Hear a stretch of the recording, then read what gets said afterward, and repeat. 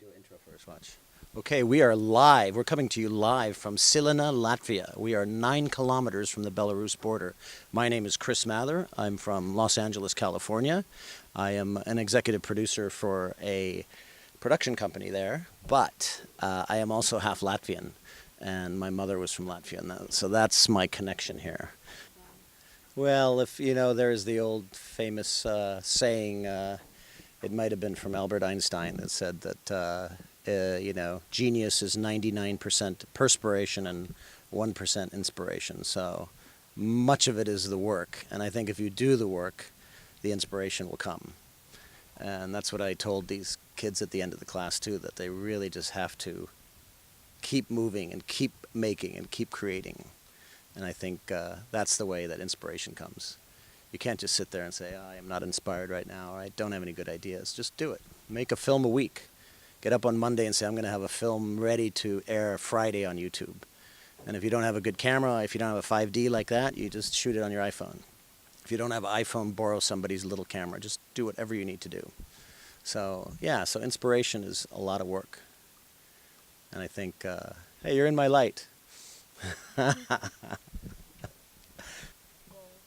Well, I know the modern world, I'm not sure how it is in Latvia, but in America it's like you have to go to college and then you have to get a job and then you have to do that. And I don't know, I think sometimes that's the wrong pathway, especially for purely creative people, and maybe sometimes some other people.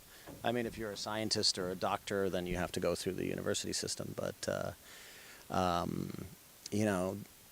Steve Jobs gave, the guy that founded Apple, he gave a graduation commencement speech, and he said, you're going to spend all of your waking hours, or much of them, at work, doing work. And so you should really love what you do, otherwise you're going to be spending most of your waking hours doing what you don't love. And so I think that really means that if you can find something you really like to do, then it's not work, and then you're enjoying it. And ideally, money shouldn't be important, because if you do something that you really love, you're gonna be the best at it, and then people are gonna seek you out, and they're gonna pay you.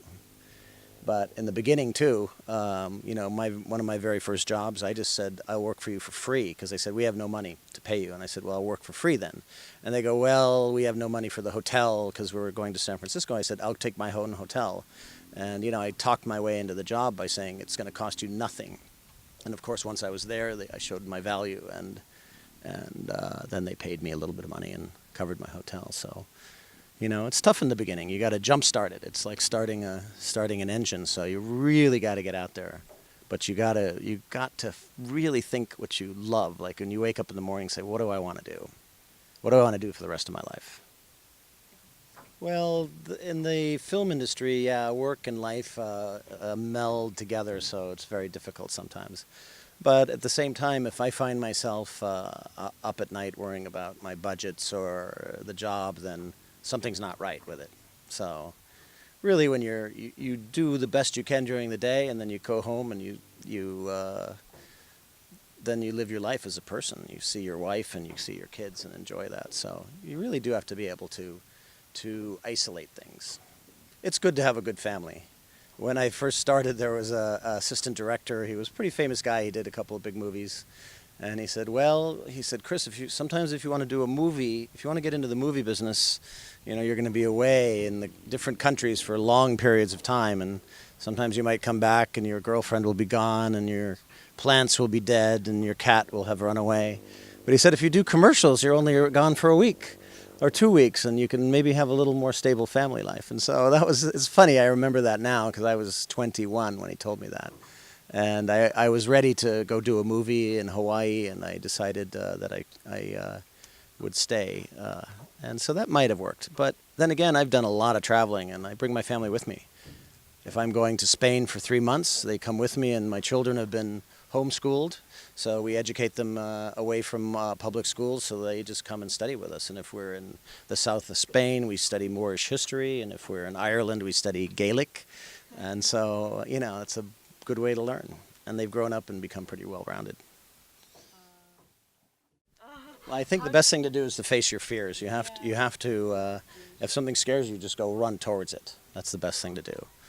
let's say whatever you do, like this lake here. This is a scary lake, and I heard there's like deadly eels in it. So the best thing to do is, I hate eels. They scare the shit out of me. So I should just like jump in. Here, hold this thing for me for a second. And then we'll go catch the eels. Ha